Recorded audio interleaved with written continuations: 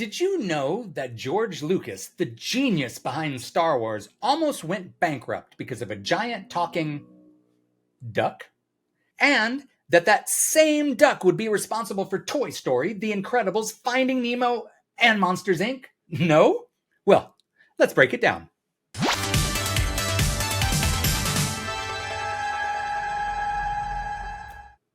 Most people know Howard the Duck from his appearances in the Guardians of the Galaxy's movies. Gross. But his origins go way back to the early 80s in Marvel Comics. Back then, Howard had an incredibly smart, satirical, and popular comic book. This comic book right here, it's still very hard to find. We sold out yesterday. We had 35 copies and we sold out. So there is a phenomenon for Howard the Duck. We can't keep it in stock at any price. After the success of Star Wars, George Lucas wanted it and had the clout to get it. George Lucas, the director of American Graffiti and Star Wars, is a longtime dedicated fan of the comics. The comic books and comic art is a really strong and very close to the pulse of the culture. And thus, the Marvel Cinematic Universe was born.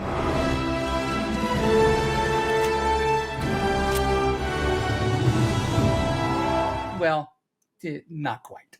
Lucas and his team initially envisioned Howard the Duck as an animated film, which would have stayed truer to the comic's original tone, with a more adult, brash, cigar-chewing Howard. However, Universal Studios needed a summer blockbuster for 1986, and animation would have taken much too long.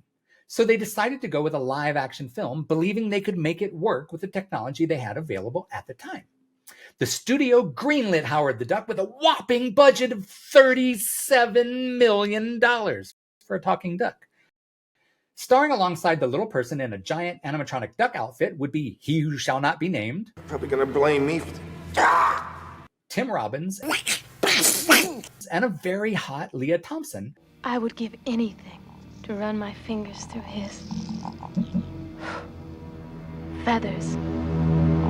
Who actually took guitar lessons to prepare her for her role as Beverly Switzler, Howard's human girlfriend.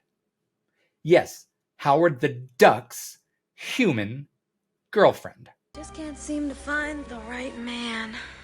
Maybe it's not a man you should be looking for.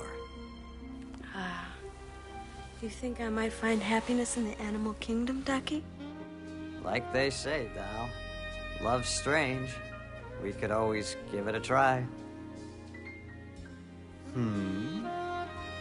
Sort of gives a whole new meaning to the phrase, "F*** a duck." The film was important to Universal and to Lucas in 1986. You see, the mid-'80s were not a good time for Lucas financially. On one hand, he had just spent $50 million building Skywalker Ranch, and on the other, he was in the middle of a very messy, very expensive divorce. So as much as Universal wanted a hit, George Lucas needed one to save his company. The little movie about a giant duck alien landing on Earth premiered on August 1st, 1986. In the beginning there was Howard the Duck. And promptly laid an egg. Critics hated it, fans stayed away in droves, and it only made about $16 million in the US. What a miscalculation. Well, the film is based on a comic book where he's sort of a wisecracking, like, cynical Groucho Marx type duck. If they had done that, that would have worked. Or make it warm a Donald kind of thing, kind of fun. But instead, there is this wandering all over the case where the central character, the duck, the one that we're going to be rooting for, have a rooting interest in, is neither funny or bitter funny. And it doesn't work at all. It was panned for its uneven tone, odd humor, and poorly executed animatronic duck. And naked duck boobies. Who knew giant alien ducks even had boobies? And this is where things get interesting. Sometimes I still get this feeling there's some kind of special destiny waiting for me. Due to the movie's failure, Lucas had to sell off corporate assets to stay afloat. One major sale was his computer graphics division, which he sold to Steve Jobs from Apple for $5 million. This division, which was originally just called the Graphics Group, would eventually get renamed by its new owners. Its new name? Pixar. Yeah, that Pixar.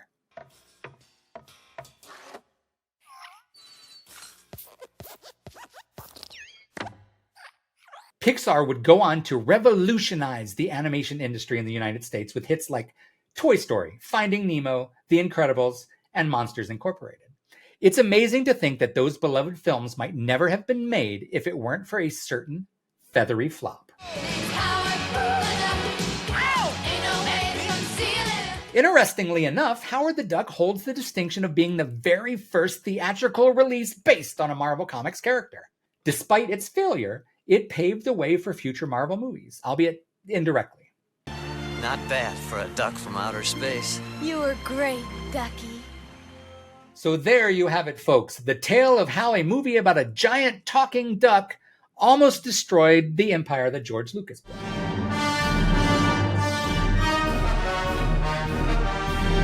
And led to the creation of one of the most innovative animation studios of all time. If you loved this story as much as I did, make sure to hit that like button, comment down below, and subscribe to Retro Rewind TV for all things retro.